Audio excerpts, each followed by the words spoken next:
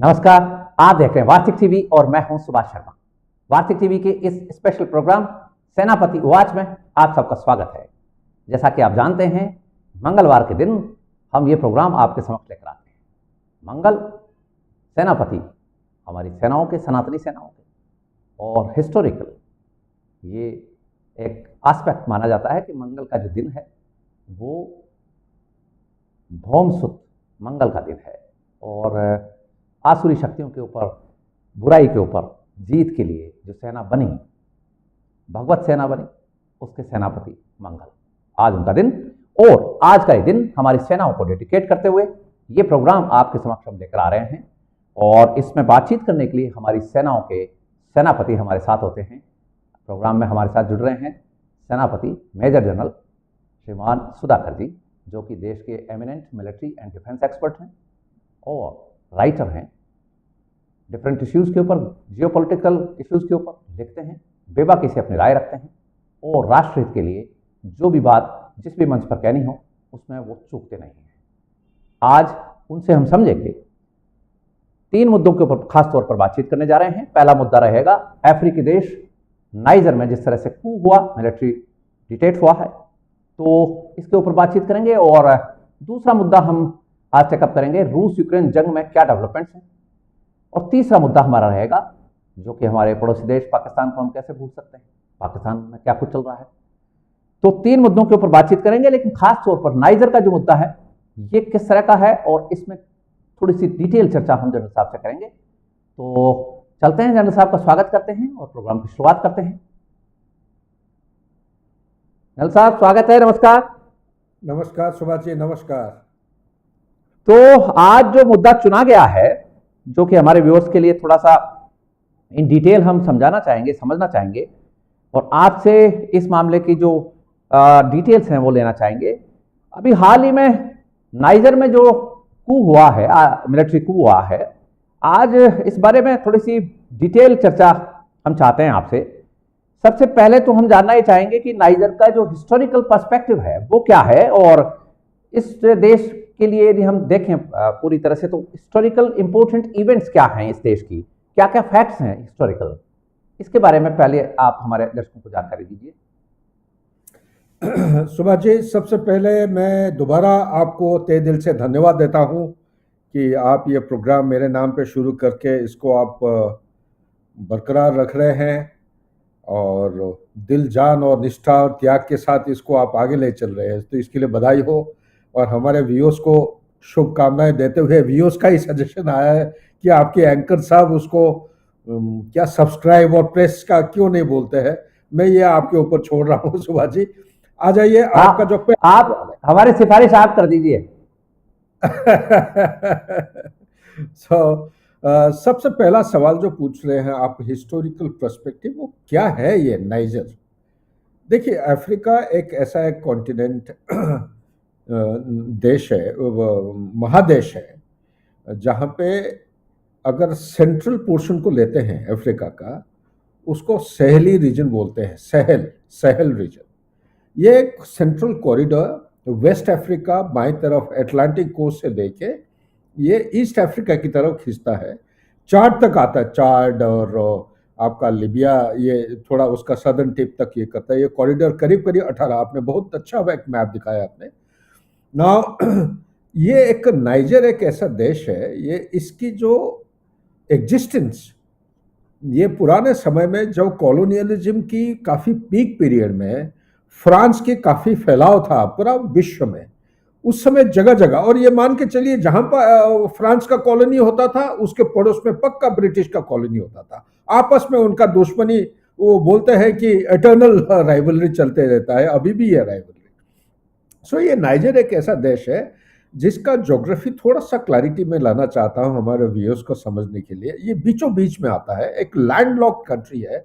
आज के दिन में ज्यादातर मैक्सिमम मुस्लिम पॉपुलेशन है, करीब करीब 25 मिलियन है पॉपुलेशन, और इसके नॉर्थ ईस्ट की तरह यानी कि उत्तर पूर्व की तरह एक देश है जिसका नाम है लिबिया। लिबिया आप सब जानते होंगे 2011 में कैसे यूएस नाटो फोर्सेस जाके कर्नल गद्दाफी की हत्या किए थे, आप सबको पता होगा। तब से लेके अभी तक देश में स्टेबिलिटी आया नहीं है, एनआरसी चल रहा है और ना कोई सिविल गवर्नमेंट है। और इसी के ईस्ट की तरफ, पूर्व की तरफ देखेंगे, एक देश है जिसका चाड बोलते हैं, CHAD। और इसी के और थोड़ा सा अगर आप आ जाएंगे साउथ ईस्ट की तरफ, तो ये, और साउथ की तरफ आ जाते हैं तो नाइजीरिया है साउथ में। साउथ वेस्ट की तरफ जाएंगे, ये है आपका बेनिमी है, देन बुकिना फैसो है। उसके बाद और पश्चिम की तरफ और चले जाएंगे तो इस तरफ आपकी जो देश आ जाते हैं, माली आ जाता है, और माली के अलावा ये आ जाएगा आपका अल्जीरिया भी आ जाता है उस तरफ। तो ये मैं कहना ये चाह रहा हूँ कि ये ज्योग्राफी थोड़ा सा क्लैरिटी अगर आप ले आएंगे तब आपको बहुत कुछ समझ में आ जाएगा। नाउ शुरू से लेके अभी तक हिस्टोरिकल प्रोस्पेक्टिव आप अगर देखते हैं, 1896 में अब मैं आपको बता रहा था, नॉर्थ ईस्ट की तरफ लीबिया, चाड है पूर्व की तरफ, नाइजीरिया है साउथ की तरफ, बेनिन और बुर्किना फासो ये है साउथ वेस्ट, और माली जो है वेस्ट की तरफ, एंड अल्जीरिया है नॉर्थ वेस्ट। ये ज्योग्राफी थोड़ा सा क्लियर थी, आप अपने दिमाग में लीजिए। सो बीचों बीच में ये देश आता है, और देश के बारे में ज्यादातर पॉपुलेशन आपको मैंने बता दिया है। क्या इशू क्या है? इशू ये है कि ये एक ऐसा देश है, यहाँ पे ऑयल की बात करिए, डायमंड की बात करिए, आप गोल्ड की बात करिए, सबसे बड़ी चीज है यूरेनियम। यूरेनियम नाइजर जो है इस देश में it is the 7th largest high quality, high grade quality of uranium, जो बाकी दुनिया में बहुत कम मिलता है।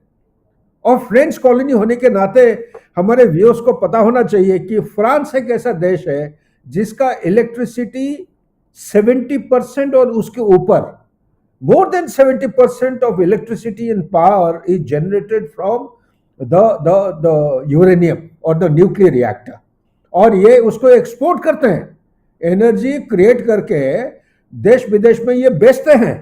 आप सुन के हैरान होंगे शायद, उनका जो फॉरेन एक्सचेंज अर्न होता है एनर्जी बेच के, 3.3 बिलियन US$ उनका इनकम है पर ईयर, और बढ़ती जा रही है। अभी थोड़ा सा स्लंप है क्योंकि यूरेनियम सप्लाई थोड़ा सा डिसरप्ट हो गया।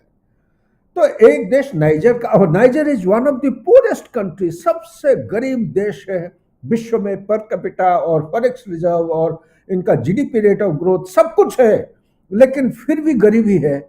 इसके बारे में जितना आप सोचेंगे उतना ही कम। सबसे दुख भरा कहानी यह है, आप देखिए सीक्वेंस ऑफ इवेंट।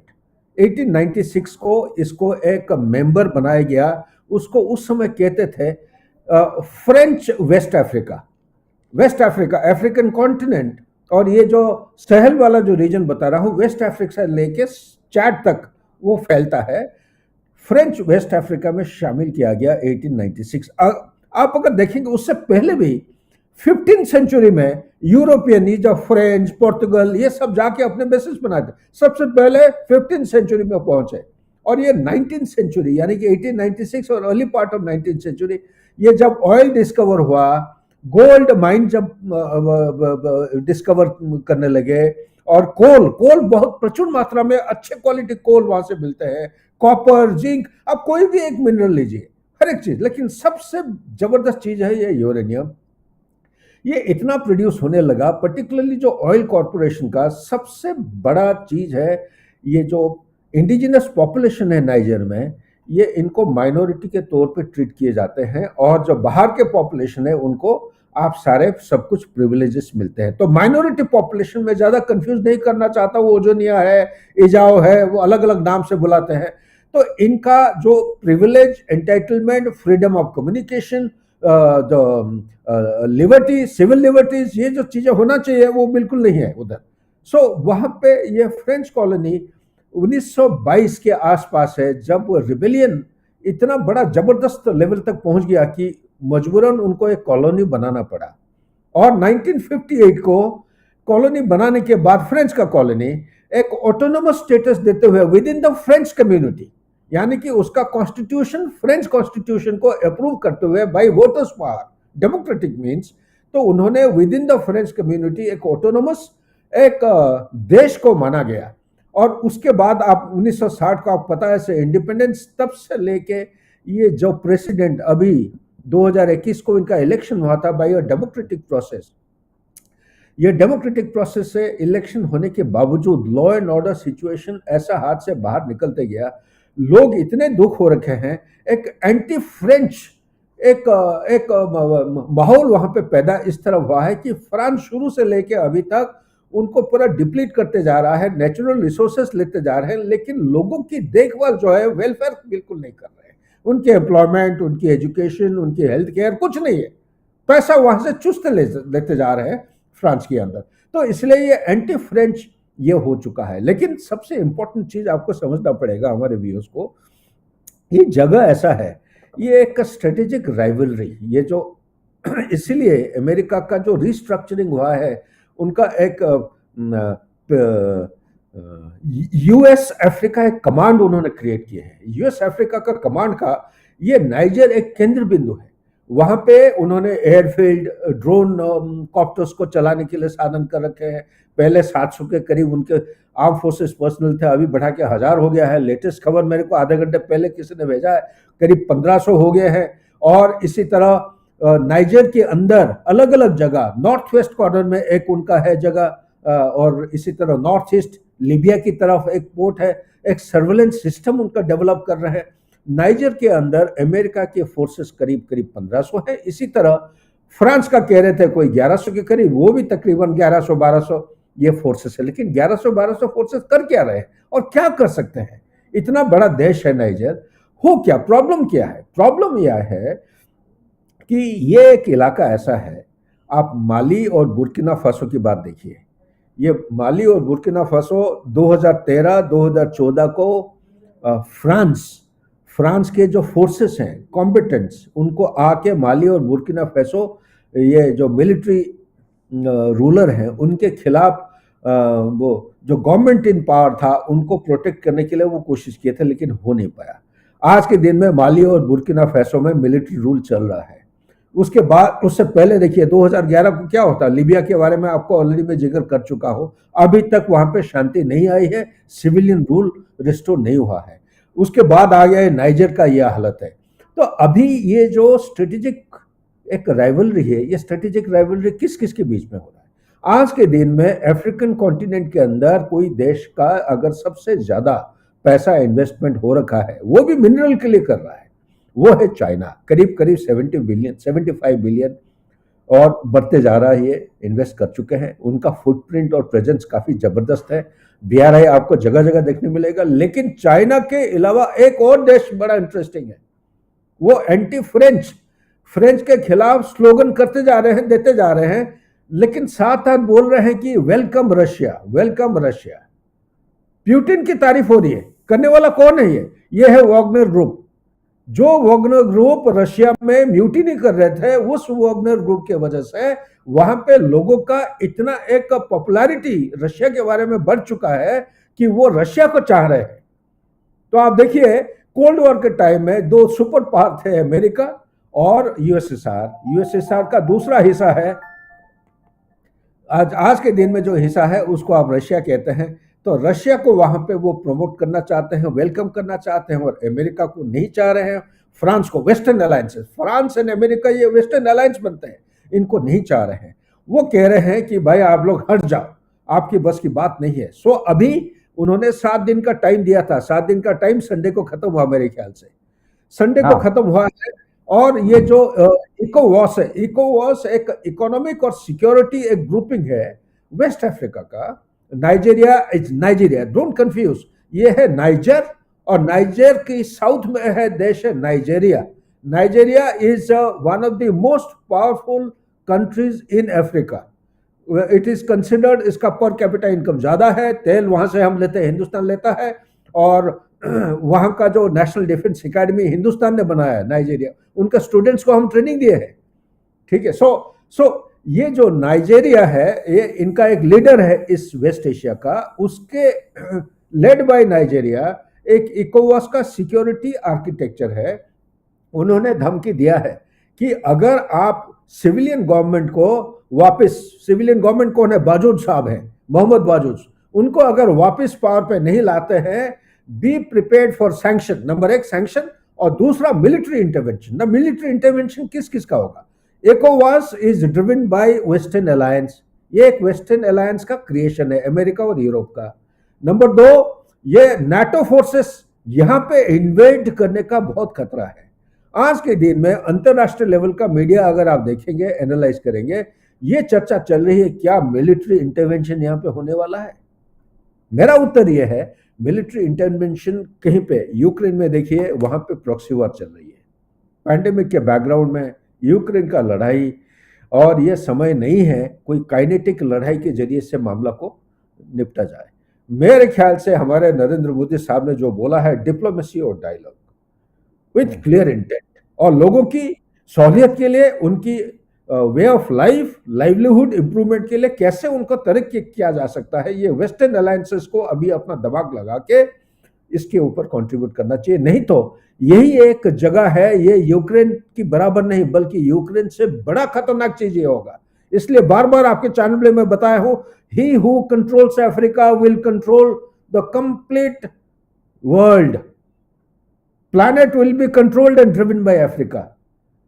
सो बस यहीं पे मैं समाप्त करूंगा। हम यही उम्मीद करते हैं कि आने वाले समय में सिविलियन रूल यहां पे वापस आए, और कोई लड़ाई इंटरवेंशन की जिस तरह धमकी हो रहा है, अगर वो करना चाहेंगे उसको कैलिब्रेटेड वे, हल्के इंक्रीमेंटल वे से किया जाए, ताकि कहीं लड़ाई ना हो जाए। क्योंकि ये जगह एक ऐसा खतरनाक है, वहां पे अलकायदा का प्रेजेंस है, अलग अलग नाम से, JNIM है एक अलकायदा, एक IS सहल है, और आपका एक दूसरा है क्या, वो अलग अलग नाम। बेसिकली अलकायदा और IS का प्रेजेंस इतना गहरा जड़ तक वो पहुंच चुके हैं कि उनको हटाना बहुत मुश्किल होगा।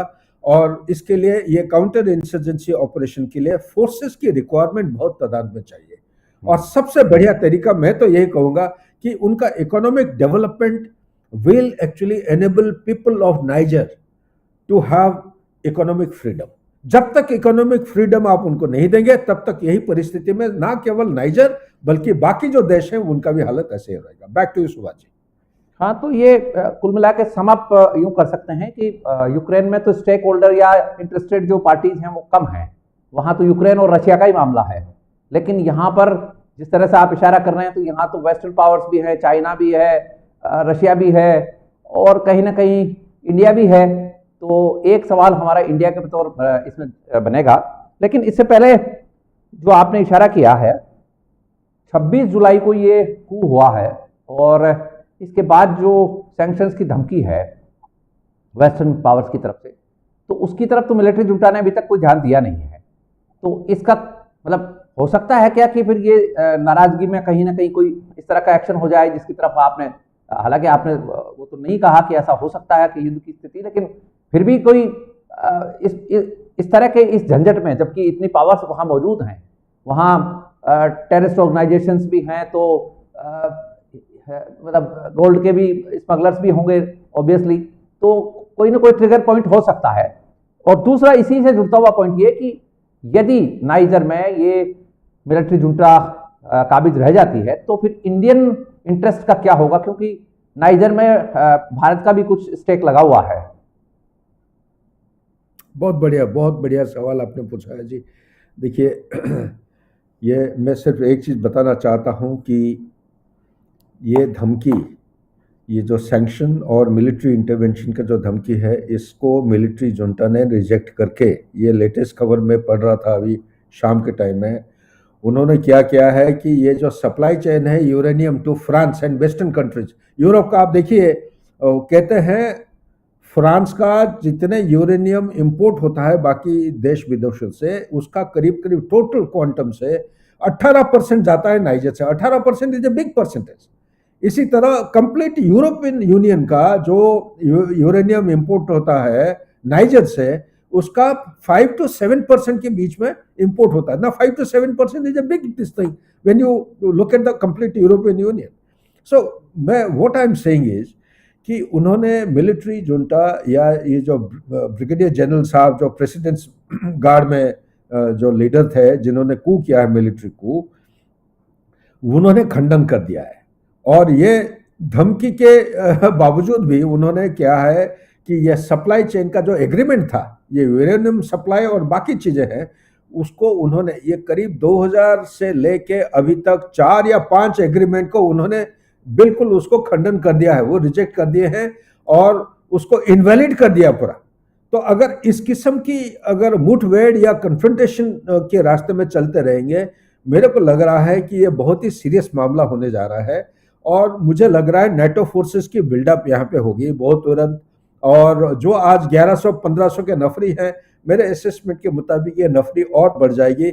अभी फोकस ऑफ अटेंशन जो है आज के दिन में अगर यूक्रेन की तरफ है, 2-4 दिन पहले हम सीरिया की तरफ बता रहे थे, रशिया और अमेरिका के बीच में उधर कन्फ्रंटेशन शुरू हो गया है। ये अफ्रीका एक ऐसा जगह है, यहाँ पे ध्यान रखना और ध्यान ले जाना निहायत आवश्यक है, क्योंकि ये फ्यूचर बैटलफील्ड बन सकता है जहां पे ये दोनों present super power and erstwhile super power supported by China, ये एक प्रॉक्सी लड़ाई इधर इतना खतरनाक हो सकता है जो विश्व में सप्लाई चेन की जो मिनरल्स और जो रेयर अर्थ एलिमेंट है, ये कहीं ना कहीं डिस्ट्रप्शन अगर हो गया तो कंप्लीट इंडस्ट्रियल जो कॉम्प्लेक्स है ये अफेक्टेड हो पाएगा। और एक सबसे इंपॉर्टेंट चीज है इंडिया की रोल। India has invested around $70 billion in Africa.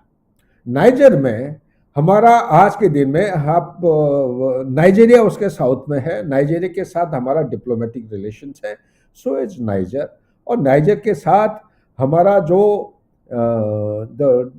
Trade relations है, ये मिनरल के बारे में मेरे पास एक्यूरेट और डिटेल खबर नहीं है, इसके ऊपर मैं रिसर्च करके हो सकता है वर्ल्ड इन एक्शन में आपको मैं बताऊंगा इंडिया का जो रोल है। आपको अगर पता है सुभाष जी, आप इसको व्याख्या कर सकते हैं। मेरे पास कोई स्पेसिफिक डिटेल नहीं है नाइजर के साथ इंडिया का रोल क्या है, लेकिन नाइजीरिया के साथ हमारा डिप्लोमेटिक मिशन तगड़ा है, ECOWAS के साथ कनेक्शन है। मैं खुद ही यूएन मिशन में था, एक सेरालियोन एक देश है वेस्ट अफ्रीका, इसी एरिया में सेनेगल के आसपास, फ्रेंच गिनी के नीचे, और माली होता था उस तरफ हमारे पूर्व की तरफ। ये बहुत ही डेंजरस एरिया, रिबेल इन्फेस्टेड और इंसर्जेंसी इन्फेस्टेड। तो ये इस चीज को थोड़ा फूक के कदम रखना चाहिए। फिलहाल हिंदुस्तान को इसमें घुसना ठीक नहीं रहेगा, क्योंकि इसमें ऑलरेडी बड़े बड़े स्टेक होल्डर्स फंसे हुए हैं, उनको बाहर निकलना मुश्किल होगा। हो सकता है कि ग्लोबल साउथ की हैसियत से अगर बात करें तो हिंदुस्तान को एक लीडरशिप रोल प्ले करना चाहिए। इनकी जो रोटी कपड़ा मकान जो है, मैस्लोस थ्योरी, फिजियोलॉजिकल नीड्स सबसे पहले मीट किया जाए, उनका एजुकेशन के ऊपर खर्चा किया जाए। आईटी, जितना मेरे को पता है अफ्रीका में हर देश के अंदर हिंदुस्तान की तरफ से आईटी सॉफ्टवेयर और हार्डवेयर, ये इसके ऊपर एड्स काफी जगह सप्लाई किए गए हैं। ऑटोमोबाइल इंडस्ट्री की एक्सपेंशन है, और हम यहाँ से ऑयल इंपोर्ट करते हैं या मिनरल्स इंपोर्ट करते हैं। इतना मेरे को मोटा मोटा जानकारी है, स्पेसिफिक बाद में कभी कवर करेंगे। नहीं, ठीक बात है। वो बेसिकली हमारा इस मामले में जानना ये था कि इंडियन प्रोजेक्ट्स नाइजर में खूब चल रहे हैं, और नाइजर में काफ़ी इंडियन इन्वेस्टर्स ने ज़मीन लेकर वहाँ एग्रीकल्चर भी शुरू की है। तो मिलिट्री कू से कहीं उसके ऊपर क्या असर हो सकता है, ये जानना चाह रहे थे हम बेसिकली। तो अब जो भी होगा वो तो आगे आने वाले दिनों में होगा, लेकिन नहीं, मैं यहीं पे कह देना चाहता हूँ, अफ्रीका में कितना 49 प्लस 51 जितने भी देश हैं उसमें से करीब मैं 14 या 15 देश गया हूँ। जहां पे भी गया हूँ, हिंदुस्तान के प्रति उनका एक सॉफ्ट कॉर्नर इतना है। ये सॉफ्ट पावर डिप्लोमेसी आप मान सकते हैं, चाहे हिंदी पिक्चर या हिंदी गाना बताइए, हिंदुस्तान को वो हमेशा सैल्यूट करेंगे, कभी उसको कभी नाराजी नहीं होगा। ये कदर के साथ, इज्जत के साथ देखते हैं। तो इसलिए हमारे जो बिजनेस पर्सनालिटीज हैं, जो बिजनेसमैन हैं, वहां पे हो सकता है कि सिक्योरिटी के हैसियत से ये सेफ और सिक्योर ना हो अभी फिलहाल, तो उनको देख के थोड़ा सा सावधानी से रहना निहायत आवश्यक है। बस इतना ही। वही पॉइंट ऑफ व्यू था हमारा। तो नेक्स्ट जो मुद्दा है वो रूस यूक्रेन जंग से जुड़ा हुआ है, और इसमें पिछले दिनों खबरें आई कि सऊदी अरबिया जो है वो रूस और यूक्रेन के बीच में मीडिएशन करेगा। अब ऐसी परिस्थिति में जबकि चाइना भी पहले इनिशिएट कर चुका, तो सऊदी अरब का कितना रोल आप देखते हैं इस मीडिएशन में? देखिए सुभाष जी, मैं तो ये कहूँगा कि ये बहुत अच्छा सवाल आप पूछे हैं, और जब तक कुछ प्रयास चल रहा है शांति स्थापना करने की, मैं कहूँगा कि काफ़ी हद तक हम सही रास्ते पर चल रहे हैं। जब बिल्कुल ही इसमें प्राइमरी स्टेक होल्डर कौन है? यूक्रेन नहीं है, रशिया भी नहीं है, ये प्राइमरी स्टेक होल्डर है यूएस और यूरोपियन यूनियन या नाटो फोर्सेस को जोर जबरदस्ती इकट्ठा लाके उनको डबल कंटेनमेंट पॉलिसी में उनको ले लिया है अमेरिका, सिर्फ अपना स्टेटस सुपर पावर को बरकरार रखने के लिए। तो इसको अगर थोड़ा आप बैकग्राउंड में देखेंगे, पिछले 1.5 साल के अंदर काफी कुछ डायनामिक्स, इंटरनेशनल जियोपॉलिटिक्स जो है कुछ डायनामिक्स में बदलते रहा है। और मोटे तौर पे ये देखूंगा कि जो लीनिंग था ट्रांस अटलांटिक रिलेशनशिप की तरह, यानी कि वेस्टर्न अलायंसेस की तरह, पर्टिकुलरली मिडिल ईस्ट से अमेरिका और नाटो फोर्सेस विड्रॉ होने के बाद चाइना बहुत गहराई में, बहुत जड़ तक, एक नहीं दो नहीं, हर एक देश के अंदर बहुत पैसा उन्होंने इन्वेस्ट किया है और अंदर उनका एडमिनिस्ट्रेशन की तरफ पेनिट्रेट हो गया है। इतना पेनिट्रेट हो गया है कि उनका वे ऑफ लाइफ, मैं खुद उधर ओमान में रह के आया हूँ, अफगानिस्तान गया हूँ, इराक, ईरान, ये सारे देश में घूम के आया हूँ मैं। इनका एक वे ऑफ लाइफ वो बताएंगे नहीं, लेकिन आपको देखेंगे, आपको देखने में मिलेगा कि चाइना ऑलरेडी ऐसा घुस गया है, उसको बाहर आना मुश्किल है। ये कहना चाह रहा हूं तो कि आज के दिन में रूस यूक्रेन लड़ाई, चाइना भी कोशिश किया एक नेगोशिएट करने के लिए। उससे पहले मिन्स्क अकॉर्ड 1 और 2, 2014 और 15, यही फ्रेंच एंड जर्मनी, रशिया, ये सब मिलके, यूएस भी था, यूके भी था, उन्होंने बनाए थे, वो भी कामयाब नहीं हुआ। और अभी ये लड़ाई 1.5 साल हो गया है कि कम से कम कोई नहीं तो सऊदी अरेबिया और ईरान के बीच में, ये तो एक स्ट्रेटेजिक राइवलरी उनका 1400 साल से चलते आ रहा था, अभी कम से कम वो विचार किए हैं डेवलपमेंट और प्रोग्रेस की तरह, इकोनॉमिक, सोशियो इकोनॉमिक डेवलपमेंट के ऊपर ध्यान देना चाहिए। लड़ाई करके जब फायदा नहीं हुआ तो कम से कम इकोनॉमिक्स के ऊपर ध्यान देना चाहिए। दोनों देश अभी मिलके अभी शांति के रास्ते में चलने की वो कोशिश कर रहे हैं। और सऊदी अरेबिया अभी वो देख रहा है कि मिडिल ईस्ट में पहले यूएस के साथ जिस किस्म का रिश्ता था, देखा कि वो लाभदायक नहीं है, उनको बेनिफिट नहीं दे रहा है, तो वो खुद ही एक ग्लोबल स्टेज पे अपना रोल प्ले करने की कोशिश कर रहे हैं। और वो खुद जो क्राउन प्रिंस है, क्राउन प्रिंस वो दिखाने के लिए नहीं, बल्कि जेन्युइनली वो एक कोशिश कर रहे हैं, जितने सारे स्टेक होल्डर हैं, पर्टिकुलरली चाइना जो कोई भी मीटिंग में इफेक्टिवली हिस्सा नहीं लिया था, ये पीस प्रोसेस के लिए चाइना अलग से अपने तरफ से वो पीस प्रोसेस का सलूशन एक प्रपोज किया था। चाइना का भी मेंबर आए हैं, कितने असरदायक होंगे या है इसके ऊपर मैं कोई कमेंट नहीं दूंगा, क्योंकि मेरे जानकारी के मुताबिक ये ऐसा एक व्यक्ति आए हैं, एनवॉय आए थे, जो रूसो यूक्रेन वॉर के बारे में कोई ताल्लुक नहीं रखते हैं, कोई उनका रिस्पॉन्सिबिलिटी नहीं है, बट फिर भी some representation is better than nothing. और सबसे बड़ी बात है, ये जो 40 देश के मेंबर थे, इसमें ये जेलेंस्की का एक इरादा था, एक्चुअली समझने की अगर कोशिश करेंगे, ये है यूक्रेन ड्रिवन एक मीटिंग था यूक्रेन की तरफ से।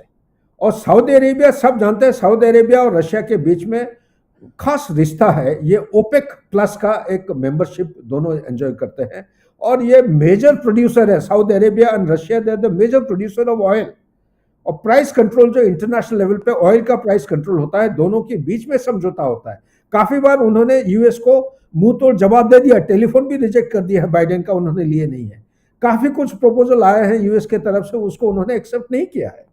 सो ये सऊदी अरेबिया का एक ग्लोबल लेवल पे सेंट्रल रोल प्ले करने की ये एक सिचुएशन एक मिला है।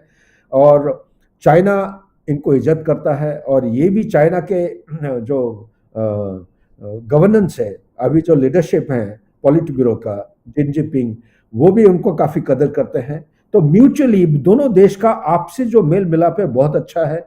और ऐसा हालत में वो ग्लोबल साउथ का जो मेन कंट्रीज है, जैसे कि इंडिया, ब्राजील, मेक्सिको, ये इस किस्म की 4-5, साउथ अफ्रीका, ये जो 4-5 देश हैं, ये रूसो यूक्रेन लड़ाई के बारे में ये नॉन कमिटल थे, वो कोई ओपनली कंडम नहीं किया है। तो ये देश का जो कमिटमेंट है, वो किस किस्म की रिस्पॉन्स दे रहे हैं, क्या उसके फेवर में है या अगेंस्ट। बेसिकली ये सुनना चाह रहे थे, क्या सोवरेंटी एंड टेरिटोरियल इंटेग्रिटी कोई भी देश का ये मान्यता रखता है रूल्स बेस्ड इंटरनेशनल ऑर्डर में या नहीं रखता है, जो कि भारत ने अपने तरफ से क्लियरली बता दिया है कि yes, sovereignty and territorial integrity must be part of the rules based international order. जिसके मन में मर्जी आता है वो घुस जाता है, वो कभी अलाउ नहीं होना चाहिए। मिसाल के तौर पे जो अभी चाइना हमारे साथ कर रखा है, मिसाल के तौर पे पाकिस्तान जैसे अपने 47, 48, 65 की बात करिए, जैसे घुस आया है, लाइन ऑफ कंट्रोल जैसे बना हुआ है हमारे साथ, तो ये कभी मंजूर नहीं होना चाहिए। और सऊदी अरेबिया की तरफ से उन्होंने बताया कि ये जो मसला है ये लड़ाई के जरिए से समाधान नहीं हो सकता है, उसका सिर्फ डिप्लोमेसी, डायलॉग और कोऑपरेशन के जरिए से आपसी समझौता बढ़ा के ये हम इसको एक लास्टिंग पीस ला सकते हैं। इसका किस हद तक आगे ये ले जाएंगे मैं कह नहीं सकता हूं, लेकिन सऊदी अरेबिया का क्राउन प्रिंस का मैं खुद स्टडी कर रहा हूं, मेरे अंदाज के मुताबिक ये इनका एक विजनरी लीडर है, उनका लॉन्ग टर्म पर्सपेक्टिव है। ये लोगों की एक इकोनॉमिक, सोशियो इकोनॉमिक डेवलपमेंट की तरह एजुकेशन के ऊपर, वे ऑफ लाइफ के ऊपर ज्यादा ध्यान दे रहे हैं। ये विश्व का एक प्रोग्रेस, एक रोड मैप ऐसा एक क्रिएट करने की कोशिश कर रहे हैं जिससे विश्व का प्रोग्रेस हो सकता है, और ग्लोबल साउथ के जो कंट्रीज है ये सबको साथ में लेके चलना चाह रहे हैं। तो ये एक नया किस्म की प्लेटफॉर्म उन्होंने शुरू किया है। हो सकता है कि यही प्लेटफॉर्म कल कामयाब निकले और रूसो और यूक्रेन के बीच में लड़ाई किस रूप और रंग में ये समाप्त होगा ये कहना मुश्किल है, लेकिन मेरा पर्सनल रिसर्च और असेसमेंट के मुताबिक जो जहां पे है वहीं पे, जैसे कि हिंदुस्तान और पाकिस्तान के बीच में जैसे लाइन ऑफ कंट्रोल है, इसी तरह रशिया ने जितना कैप्चर किया है 20% ऑफ यूक्रेन लैंड, जिस लाइन पे वो बैठे हुए हैं वही लाइन, इसको लाइन ऑफ कंट्रोल बोल के बस समाप्त किया जा सकता है बातचीत के जरिए से। नहीं तो रशिया मेरे असेसमेंट के मुताबिक एक इंच भी वापस आने का मेरे को नहीं लग रहा है वापस आएगा। ना क्रीमिया वापस करेगा, ना जॉर्जिया वापस करेगा, ना डोनबास रीजन में कोई भी जगह ये वापस करेगा। Back to you Subhash. Right, तो हमारे प्रोग्राम का एक और मुद्दा है, वो जुड़ा हुआ है पाकिस्तान से। इमरान खान को जिस तरह से गिरफ्तार किया गया है, ये गवर्नमेंट गिफ्ट स्कैम में गिरफ्तारी है, जिसमें कि तोशाखाना जिसको कहा जाता है हमारे यहाँ। वैसे तोशाखाना को लेकर पाकिस्तान हमेशा से ही बदनाम है, लेकिन इमरान खान के ऊपर काफ़ी सीरियस चार्जेस हैं कि उन्होंने मिसलीड किया इलेक्शन कमीशन को और गलत जानकारियाँ दी। तो इसमें 3 साल की सजा इमरान खान को हो चुकी है और 5 साल के लिए इलेक्शन लड़ने से भी डिबार कर दिया गया है। जनरल साहब, आपसे जानना ये चाहते हैं कि इमरान खान की इस गिरफ्तारी का पाकिस्तान की पॉलिटिक्स के ऊपर क्या असर दिखाई देता है और आगामी पाकिस्तान के हालात किस तरह के दिखाई देते हैं? Subhash ji, very interesting question. मैं शॉर्ट एंड स्वीट आंसर में देने की कोशिश करूंगा आपके सवाल का। ये सवाल इसलिए हम व्यूअर्स के लिए क्लियर कर देते हैं कि ये सवाल जनरल साहब से हम क्यों कर रहे हैं।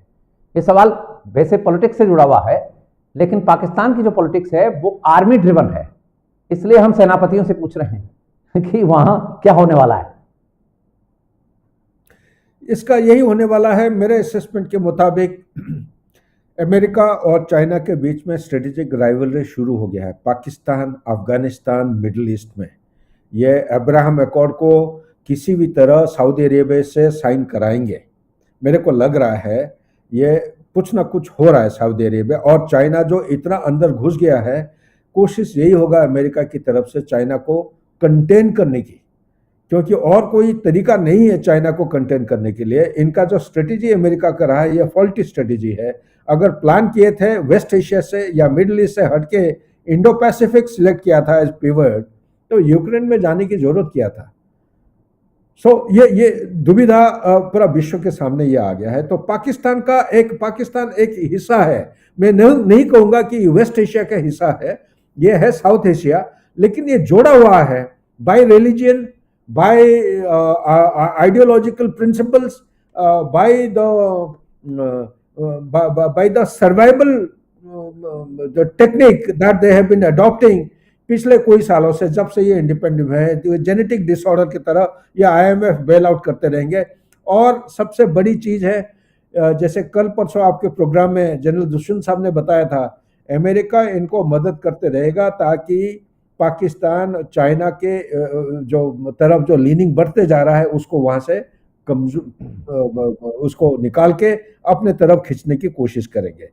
कोशिश करना मतलब ये देखो, पाकिस्तान का बॉर्डर ईरान और अफगानिस्तान के साथ जो चल रहा है, ये एपी सेंटर ऑफ टेररिज्म, यहाँ से फैलने की बड़ा खतरा है, न्यूक्लियर वेपन्स हैं। और ऐसा स्थिति में आज के दिन में इमरान खान को जेल में डाल के और नवाज शरीफ जी को वापस लाने की कोशिश कर रहे हैं। इलेक्शन सभी कह रहे हैं कि ये अक्टूबर नवंबर में होने का चांसेस है। मेरे विचार के मुताबिक ये इलेक्शंस इतना जल्दी नहीं हो पाएगा। ये सिक्योरिटी उनको प्रोवाइड नहीं कर पाएंगे, कैंपेनिंग सही तरीके से हो नहीं पाएगा, पैसा है ही नहीं खर्चा करने के लिए, मिलिट्री के पास पेट्रोल और डीजल के लिए पैसा नहीं है, तो कैसे वो सिक्योरिटी कैसे करेंगे। ये जो तहरीक तालिबान पाकिस्तान का नया एक ग्रुप शुरू हुआ है, ई जिहाद वाला पाकिस्तान, ये तो इनके सरकार के खिलाफ दुरान लाइन और इस्लाम जो इस्लामिक रिपब्लिक का जो शरिया लॉ उसको इम्प्लीमेंट करने के पीछे पड़े हैं। तो इसीलिए बालूचिस्तान वाले काफ़ी एक्टिव हो गए हैं। पाकिस्तान ऑक्यूपाइड कश्मीर, गिलगित बाल्टिस्तान में काफ़ी चल रहा है अनरेस्ट। तो ये सारे चीज़ों को काबू लाने के लिए बहुत उनको सिक्योरिटी के ऊपर खर्चा करना पड़ेगा, जिसके लिए पैसा नहीं है। मेरे ख्याल से ये अक्टूबर को नहीं हो पाएगा, शायद एक खिंच जाएगा अगले साल मई जून या और आगे। Back to you Subhash ji. Right, तो ये आपने वो इशारा कर दिया जिसमें अफगानिस्तान के एक्स वाइस प्रेसिडेंट अमरुल्लाह साले ने अभी 2 दिन पहले एक ट्वीट किया था। उसमें उन्होंने कोट किया पश्तून लीडर जो अभी केपीके में आंदोलन चला रहे थे, तो उनका एक ट्वीट किया था कि रीट्वीट किया उन्होंने मंजूर पश्तीन का। मंजूर पश्तीन ने यह कहा कि पाकिस्तान जिस बेसिस के ऊपर बना था वो जल्दी बन गया, लेकिन टूटने में समय क्यों लग रहा है ये समझ में नहीं आ रही है। तो आप भी उधर ही इशारा कर रहे हैं। तो ऐसा कुछ लग रहा है क्या आपको कि जैसे नाइजर की तरह यहां पर भी मिलिट्री कू हो जाए, जिसके कि अब मिलिट्री कू सुभाष जी संभव है, लेकिन अमेरिका करने नहीं देगा। इसका नतीजा ये पाकिस्तान का आर्म फोर्सेस जो है छोटा मोटा नहीं है, ये काफ़ी बड़ा विश्व में इसको कहते हैं ना 4th या 5th लार्जेस्ट आर्मी है। 5th लार्जेस्ट है ना, 5th लार्जेस्ट आर्मी है। और सबसे बड़ी चीज़ है, ये एक ऐसा देश है जिसका चाइना के जो लीडरशिप है, पॉलिट ब्यूरो, इनके साथ जुड़े हुए हैं, काफ़ी गहरा उनका संबंध है।